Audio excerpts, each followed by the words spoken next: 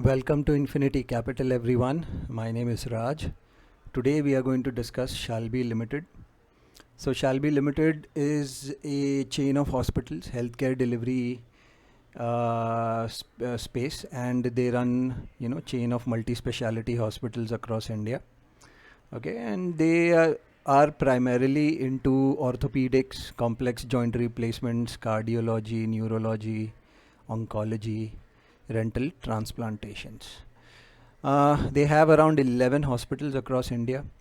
Total bed capacity is around 2100, and they own around 50 outpatient clinics, around 15 states in India. They have 5 outpatient clinics in African countries as well. So they did some aggressive expansion between 15 and 17, right? They have currently 2 hospitals under construction. These are in Mumbai. Okay, I think one in Mumbai and one in Nasik. We'll get that information. I'll let you know. Just give me some time. Right. So earlier hospitals were built in a format where they used to purchase the land and then build the hospitals. But now most hospitals realized it's a very expensive way of setting up the business. So more people are going for the leased option, or they do a tie-up with the landowner or some sort of stuff. So this is what the new model is. It's an asset light model. So 4 out of 11 hospitals are leased, long-term leases.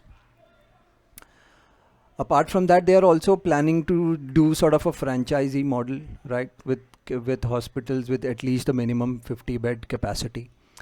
This is a future plan, so it will take some time to materialize, right? So what's the revenue breakup? 85% of their revenue comes from inpatient patients which are in the hospital, getting care over there. 12% from outpatients. Outpatients are from their clinics, and 3% from daycare. So they do offer daycare services as well, right? And critical and general Medicare contributes to around 33%. Arthroplasty is where the majority of their income comes from, the knee replacement, joint replacement therapy. That is where they are getting 23% of their revenue, which is pretty big. Oncology is around 10%. Cardiac science is 8%. Others is 26%. All right. So this company has a specialty in joint replacement, which is arthroplasty surgeries, and they have done around 85,000 joint replacements till date. They have around 15% of market share in arthroplasty. So what do? We try and find out from other sources also. Come on Tejori, and Tejori also says that it has 15% surgeries, market share. So we just click on the source, and this number has come from the Shalby investor presentation, right?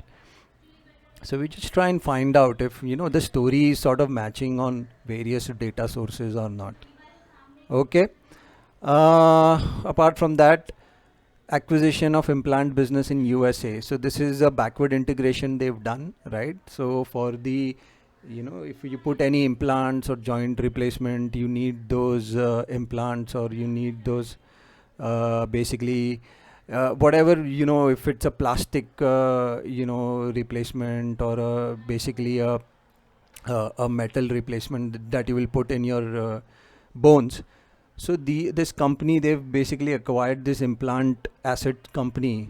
They've in the form of property, plant, equipment and stuff, right? So now they'll probably be making their own orthopedic implants, right? So this is sort of a backward integration. Now let's look at the credit rating of the company. They have around 103 crores, and both of that is ICRA A, right? So pretty good rating. And apart from that, so what do we get to know about the company? So this founder and promoter, Mr. Dr. Vikram Shah, he has 2 decades of experience in the healthcare industry, right? And apart from that, they have growing presence in Rajasthan, Maharashtra and Punjab. So we get to know where all they are doing business. Okay, and they have a leadership position in arthroplasty. So see, we have another source where we are getting the more confirmation on our research, that multiple sources are saying that they have leadership position in arthroplasty. A lot of old people, these guys are getting their knee replacement, joint replacement. It is happening because, guys, we are leading such a sedentary lifestyle, and more people are not working out. They are not paying attention to their health, and as they reach old age, their bones cannot basically support their system, and that is the reason why they have to go, undertake these sort of surgeries. So they are increasing their diversification into cardiology, oncology, and stuff, right? And also, venture into the implant and joint manufacturing. So this is going to be good for Shalby, because if they can manufacture their own implants, and these joints that they put in into the bones, or as in the implants, it will be good for them, because the cost structure will be cheaper, and they will be able to make more money out of it, right? Now, what are the slight negatives over here? So moderate occupancy levels around only 38%, right? So we could, if the this has also happened because we had COVID, so there were more COVID patients and less operations of different therapies. But now we should be able to see some sort of ramp up in these occupancy levels. So that will only come to know in the next 2 quarters or so, right? So we'll have to wait and find out if this occupancy is increasing or not, right? And hospital at new locations with medium to large bed capacity, they take some time, guys. So if a new hospital comes up, people are not aware of the place, so it takes some time for people to get familiar with the place. They'll know, okay, there is a new hospital here, we can go there, and then it's a long process. It takes at least 5-6 years for it to basically be fully sort of have better occupancy levels, right? Another thing is that they have high reliance of income from their flagship hospital, right? So they have this flagship hospital on SG Highway. So a significant portion of their income is coming from this one hospital. So that is something that we need to be aware of. Although I'm not making a long-term investment in this, but something we need to be aware of. If you want to make a long-term investment, you could go read the annual reports in the past and find out what is the track record of the promoter, if he delivers on his promises or not, what sort of credit rating the company has enjoyed over the past 10-20 years, how have they managed their debt, how have they managed the capex cycle, so on and so forth, that way. So they did a very aggressive expansion. They built 6 new hospitals, since 2015. 2 hospitals are under construction, right?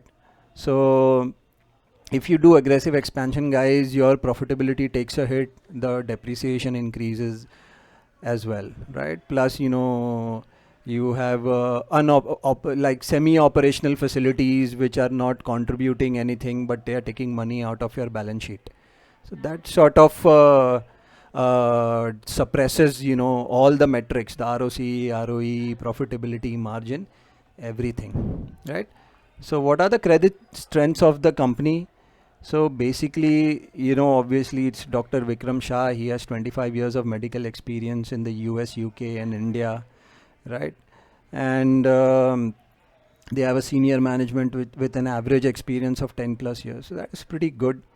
They have dominance in the arthroplasty segment. So they have done at least 85 joint replacement therapies, right? So the more therapies you do, the more skilled and experienced you are, and you find out more things, you become better at it. That goes in each and every industry. Increased diversification. So basically they are trying to diversify and shift away from into the non arthroplasty segments also.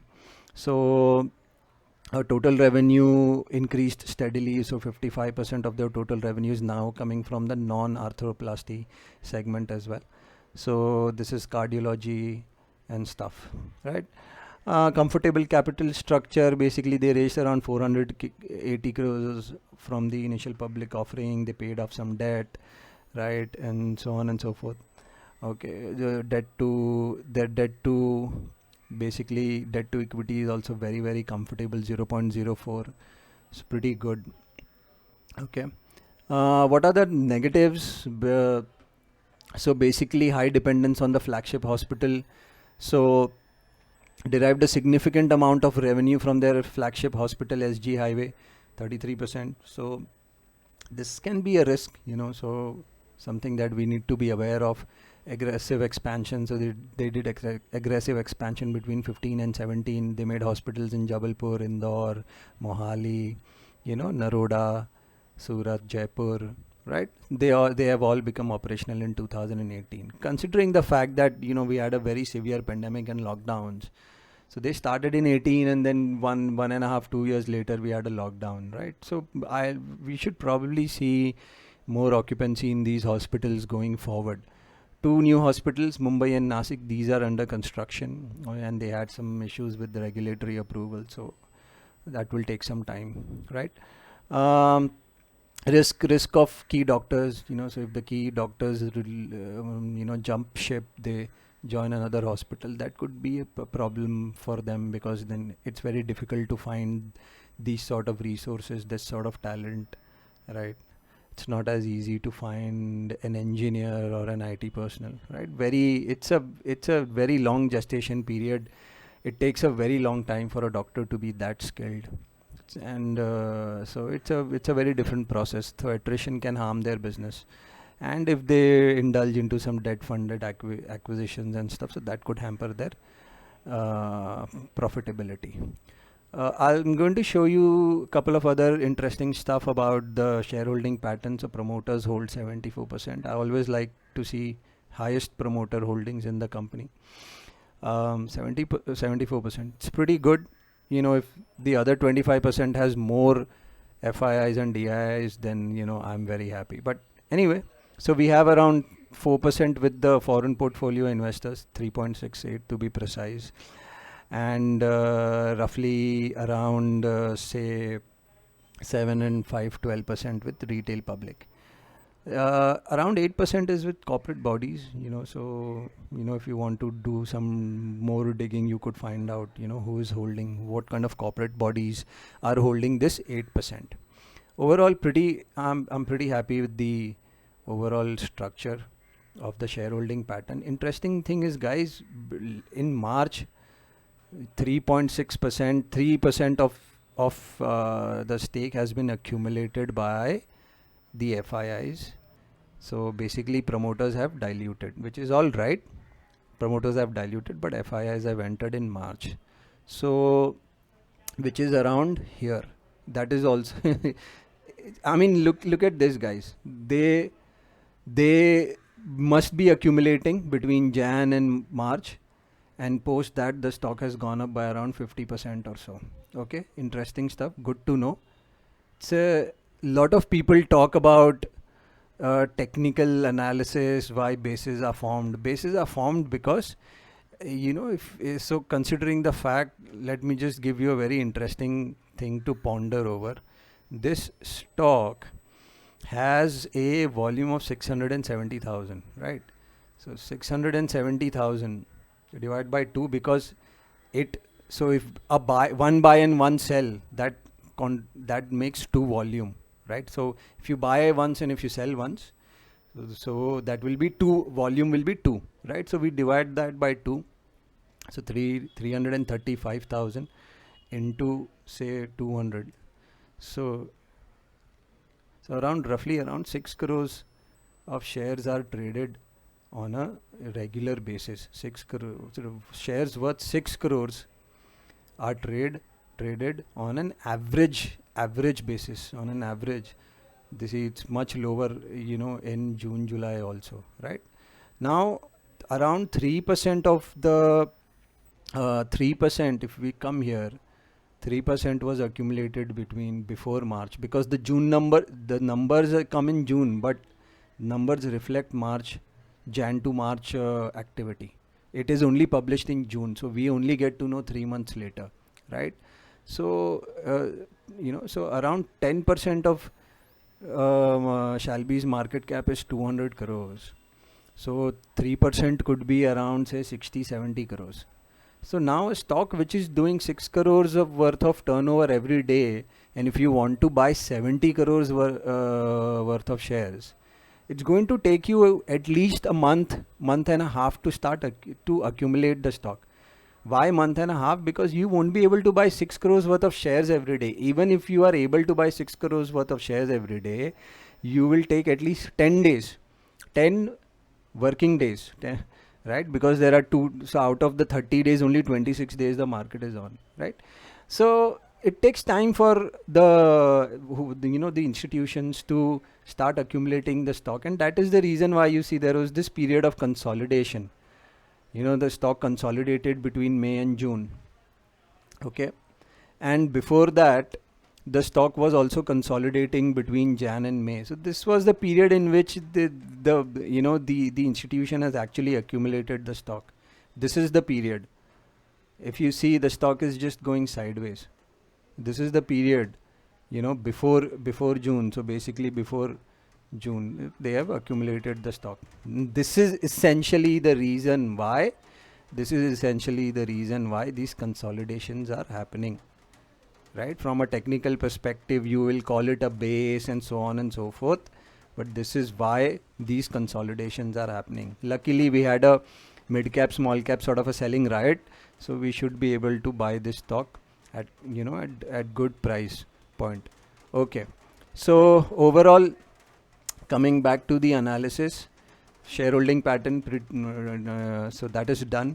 Cash flow, they have got good cash flow from operations, positive cash flow from operations. And if we come and look here on the financials, what we'll see is that their average net profit margin for the past 3 to 5 years has been between 7 and 9, so roughly 8%. So there is, net profit margin can actually go up from here as well, right? In the last 4 years, CFO CAGR has been 86%, pretty robust. Okay, so this is pretty robust in my opinion. Balance sheet front, it's pretty much a debt-free company. Investments of around 16 crores, cash equivalents of 84 crores. So they have 100 crores on the balance sheet. So balance sheet looks pretty strong in my opinion. Okay. And from a profit and loss perspective, these numbers are just fantastic. Look at this. They had a bit of a dip in 2021, but then their sales are much higher as compared to the last 4-5 years. Clear traction in sales. Margins have stabilized about 20%, and the profits have also gone up significantly. This stock got listed, I think, in around 2017 and 18. Yeah, December 17. So if we look at the March last year, just a second guys, last year March they were doing 40 crores of profits, and this year trailing 12 months they are doing 71 crores of profits. So 71 minus 39, that comes to 32. So their profitability is up by 82% as compared to March. And if we look at the sales numbers also, so 585 minus 378, 207. So their sales are also up by 54%. So sales up by 54%, profitability up by 82%. Guys, the stock is still trading at the still trading below March 2018 price point, still below 18-20%. My guess is, if I had to take a calculated bet on this, my guess is this stock should go up by at least 100-120%. And if the numbers start coming in at a higher clip, we can see much higher numbers. This is the reason why I'm looking at this stock. It's a pretty good find. I was also pretty happy to come across this stock, and I came across this stock. So I follow this guy called Vineet Gala on Twitter. So I follow him, and he had posted about this stock. So this guy Vineet Gala, he had posted about Shalby. That's how I came to know. See, there is his post. So if you want to understand it more deeply, you can just go on his post and read up. So that's how I came across this stock. So much thanks to Vineet Gala for that, right? We're going to do a technical analysis here. So what has happened basically, 50-day moving average is trending upwards, 200 days trending upwards. I would be very happy to buy this stock a little lower, but my guess is that's not going to happen. There is very strong momentum in the stock. So what am I looking for? On the daily chart, if we see there is some sort of a breakdown, the stock is going down.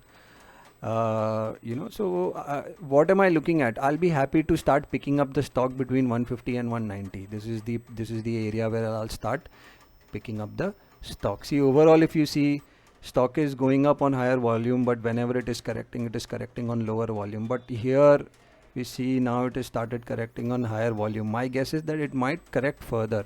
So it is already, it went down by 17-18%. If we get it at around 160 150, that will be amazing. Let's see what happens. We've had a selling riot in mid cap small cap companies, so we'll wait and watch what is happening. But I'll start accumulating this from next week, depending upon how the market is moving. I really like the financials and stuff, and how the stock is placed currently. And with lockdowns easing up, more people are going to go for their other therapies to hospitals in the coming few months. Vaccination is happening. We are at 9% fully vaccinated. That is going to go up in the coming months. So overall, the projections look pretty good, right? So what will be the whole period? At least 2 quarters. There is clear traction in the last 3 quarters, so I'm going to hold it for at least 2 quarters. And my upside, I'm expecting at least 100 to 120%.